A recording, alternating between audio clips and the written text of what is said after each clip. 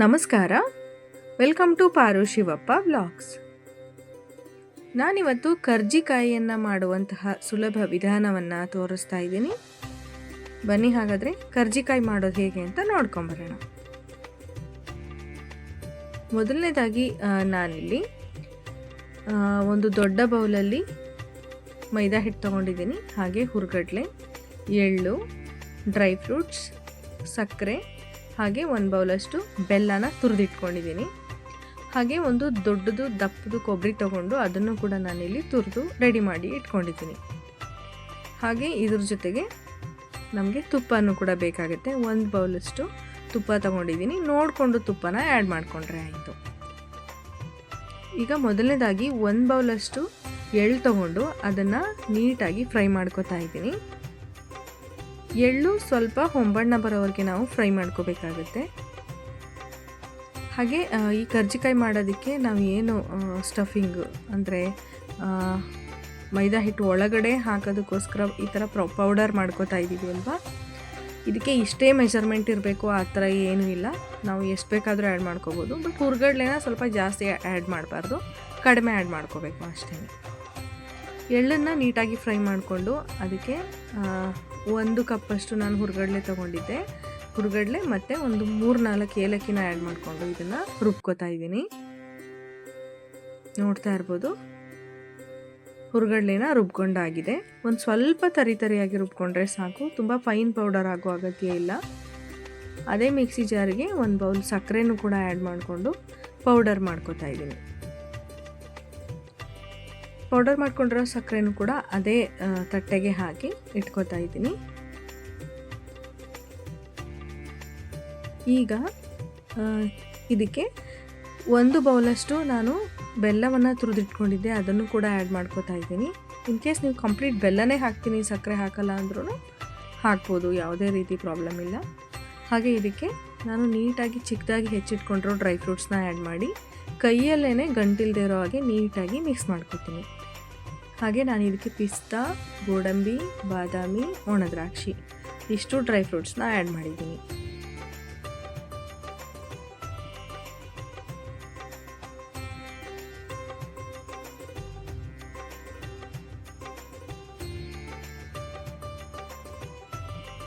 ಈಗ ಕೈಯಲ್ಲೇ ಈ ಒಂದು ಮಿಶ್ರಣನ ಚೆನ್ನಾಗಿ ಮಿಕ್ಸ್ ಮಾಡ್ಕೊಂಡಾಗಿದೆ. ಕರ್ಜಿಕಾಯಿ ಒಳಗಡೆ ಹಾಕೋದಕ್ಕೋಸ್ಕರ ಈಗ ಈ ಮಿಶ್ರಣ ರೆಡಿಯಾಗಿದೆ. ಈಗ ನಾನು ಏನು ಮಾಡ್ತಿದ್ದೀನಿ ಅಂತಂದರೆ ಒಂದು 3 ಟೇಬಲ್ ಸ್ಪೂನಷ್ಟು ತುಪ್ಪನ ಬಿಸಿ ಮಾಡ್ಕೋತಾ ಇದ್ದೀನಿ. ಮೈದಾ ಹಿಟ್ಟಿನ ಕಣಕ ಕಲಸೋದಕ್ಕೆ ಫಸ್ಟು ತುಪ್ಪ ಬಿಸಿ ಮಾಡಿಕೊಂಡು ಅದಾದಮೇಲೆ ಒಂದು ದೊಡ್ಡ ಬೌಲಷ್ಟು ನಾನಿಲ್ಲಿ ಮೈದಾ ಹಿಟ್ಟು ತೊಗೊಂಡಿದ್ದೀನಿ. ಆ್ಯಕ್ಚುಲಿ ಈ ಬೌಲಲ್ಲಿ ನಾನು 1.5 ಬೌಲಷ್ಟು ಮೈದಾ ಹಿಟ್ಟು ತೊಗೊಂಡಿದ್ದೀನಿ.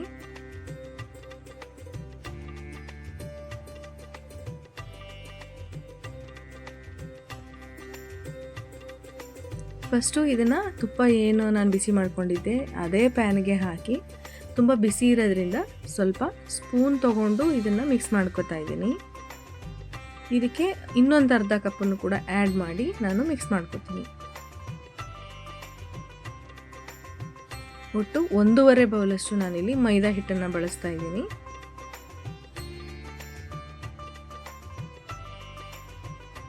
ಈಗ ಸ್ವಲ್ಪ ಬಿಸಿ ಕಡಿಮೆ ಆಗಿದೆ, ಹಾಗಾಗಿ ಕೈಯಲ್ಲಿ ನೀಟಾಗಿ ಆ ತುಪ್ಪ ಮೈದಾ ಹಿಟ್ಟಿಗೆ ಹೊಂದ್ಕೊಳ್ಳೋವರೆಗೆ ಇದನ್ನು ಹಾಗೇ ನಾವು ಮಿಕ್ಸ್ ಮಾಡ್ಕೋಬೇಕಾಗತ್ತೆ ಕೈಯಲ್ಲೇ.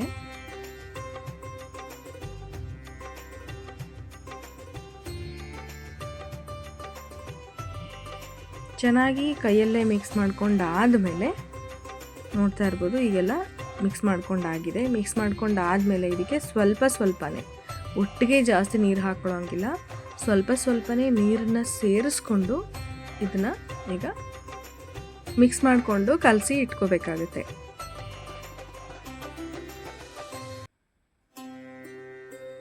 ಹಾಗೆ ಮಿಶ್ರಣ ತುಂಬ ತೆಳುವಾಗಬಾರ್ದು, ಸ್ವಲ್ಪ ಗಟ್ಟಿನೇ ಕಲಿಸ್ಕೋಬೇಕಾಗುತ್ತೆ ನಾವು.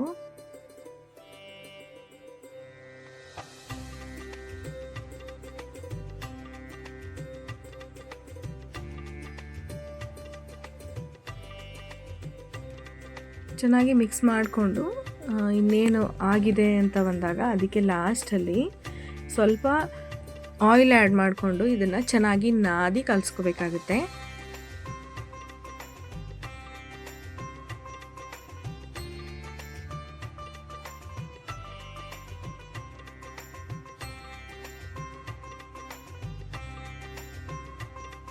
ಈಗ ಮೈದಾ ಹಿಟ್ಟನ್ನು ಚೆನ್ನಾಗಿ ನಾದಿ ಕಲಿಸ್ಕೊಂಡಾಗಿದೆ. ಇದನ್ನು ಚೆನ್ನಾಗಿ ಅದು ಹರಳಬೇಕು. ಹಾಗಾಗಿ ಮೈದಾ ಹಿಟ್ಟು ಕಲಿಸ್ಕೊಂಡಾದಮೇಲೆ ಒಂದು 3/4 ಗಂಟೆ ಅಥವಾ 1 ಅವರ್ ಅದನ್ನು ಹಾಗೆ ಬಿಡಬೇಕು. ಕಂಪ್ಲೀಟಾಗಿ ನೆಂದಾದಮೇಲೆ ಇದನ್ನು ಲಟ್ಟಿಸ್ಕೊಂಡು ಕರ್ಜಿಕಾಯಿ ಮಾಡ್ಕೋಬೋದು. ಈಗ ಇದು ನೆಂದಿದೆ. ಇದನ್ನು ನಾನು ಉಂಡೆಗಳಾಗಿ ಮಾಡ್ಕೋತಾ ಇದ್ದೀನಿ. ಮಾಡಿಕೊಂಡು ಲಟ್ಟಿಸ್ಕೊಂಡು ಕರ್ಜಿಕಾಯಿ ಮಾಡೋದಕ್ಕೆ ರೆಡಿ ಮಾಡ್ಕೋತಾ ಇದ್ದೀನಿ.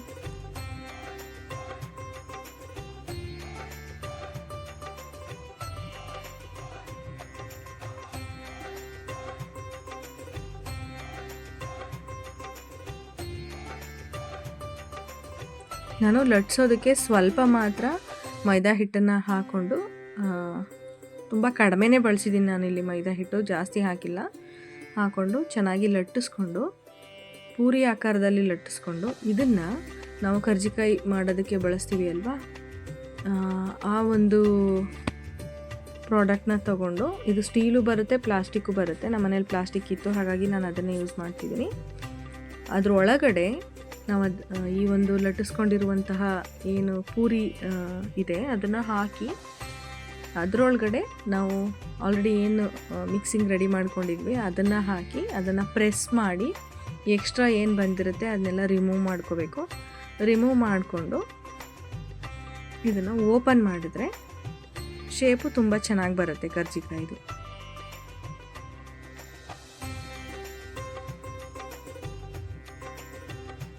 ಓಕೆ, ನೋಡ್ತಾ ಇರ್ಬೋದು ತುಂಬ ಚೆನ್ನಾಗಿ ಶೇಪ್ ಬಂದಿದೆ. ಇಲ್ಲಿ ಎಕ್ಸ್ಟ್ರಾ ಏನು ಬಂದಿದೆ ಅಲ್ವಾ, ಅದನ್ನು ನೀಟಾಗಿ ಫೋಲ್ಡ್ ಮಾಡಿಕೊಂಡ್ರೆ ತುಂಬ ಚೆನ್ನಾಗಿ ಕಾಣಿಸುತ್ತೆ.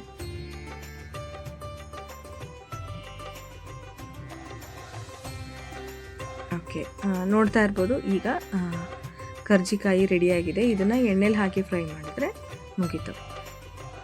ಇದೇ ಥರ ನಾನು ಇಲ್ಲಿ ಒಂದಷ್ಟು ಕರ್ಜಿಕಾಯಿಗಳನ್ನ ಮಾಡಿ ರೆಡಿ ಮಾಡಿ ಇಟ್ಕೊಂಡಿದ್ದೀನಿ ತಟ್ಟೆನಲ್ಲಿ.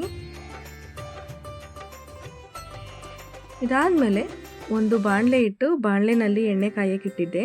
ಎಣ್ಣೆ ಬಿಸಿಯಾಗಿದೆ. ಎಣ್ಣೆ ಬಿಸಿ ಆದಮೇಲೆ ಒಂದೊಂದೇ ಕರ್ಜಿಕಾಯಿಗಳನ್ನ ಹಾಕಿ ಡೀಪ್ ಫ್ರೈ ಮಾಡ್ಕೋತೀನಿ. ಹಾಗೆ ಮೀಡಿಯಮ್ ಉರಿನಲ್ಲಿದೆ. ತುಂಬ ಹೈ ಫ್ಲೇಮಲ್ಲಿಟ್ಟರೆ ಬೇಗ ಸೀದೋಗ್ಬಿಡುತ್ತೆ. ಹಾಗಾಗಿ ಕಡಿಮೆ ಉರಿನಲ್ಲಿ ನಿಧಾನಕ್ಕೆ ಅದು ಚೆನ್ನಾಗಿ ಒಳಗಡೆ ಎಲ್ಲ ಬೇಯಬೇಕು. ಹಾಗಾಗಿ ನಿಧಾನಕ್ಕೆ ಇದನ್ನ ಫ್ರೈ ಮಾಡ್ಕೋಬೇಕಾಗತ್ತೆ.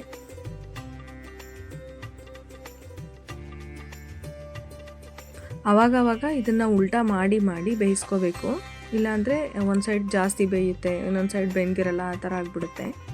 ಹಾಗಾಗಿ ನೋಡಿಕೊಂಡು ನಿಧಾನಕ್ಕೆ ಪದೇ ಪದೇ ತಿರುವಾಗ್ತಾ ಆಗ್ತಾ ಆಗ್ತಾ ಕರೆಕ್ಟಾಗಿ ಬೇಯಿಸ್ಕೋಬೇಕಾಗುತ್ತೆ.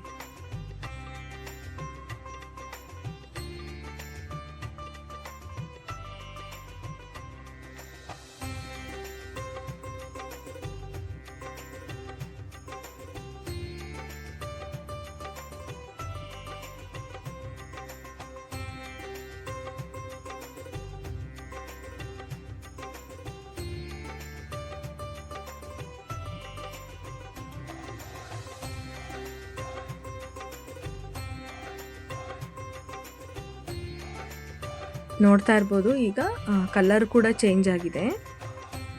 ಇದು ಸ್ವಲ್ಪ ಬ್ರೌನ್ ಕಲರ್ ಬರಬೇಕು. ಹಾಗಾಗಿ ಬಣ್ಣ ಚೆನ್ನಾಗಿ ಬರೋವರೆಗೂ ಇದನ್ನು ತಿರು ಹಾಕಿ ಡೀಪ್ ಫ್ರೈ ಮಾಡ್ಕೋಬೇಕು. ಈಗ ಆಲ್ಮೋಸ್ಟ್ ಆಗಿದೆ. ಇದನ್ನು ತೆಗೆದಾಕ್ತಾ ಇದ್ದೀನಿ.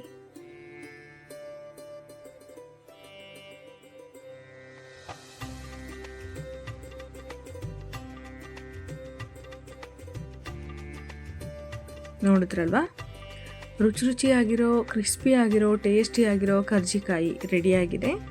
ತುಂಬಾ ಸಾಫ್ಟಾಗಿ ಹಾಗೆ ಕ್ರಿಸ್ಪಿಯಾಗಿ ತುಂಬ ರುಚಿಯಾಗಿತ್ತು ಈ ಕರ್ಜಿಕಾಯಿ. ನೀವು ಕೂಡ ಮನೆಯಲ್ಲಿ ಒಮ್ಮೆ ಟ್ರೈ ಮಾಡಿ, ನಿಮಗೂ ಕೂಡ ಖಂಡಿತ ಇಷ್ಟ ಆಗುತ್ತೆ ಅಂತ ಹೇಳ್ತಾ,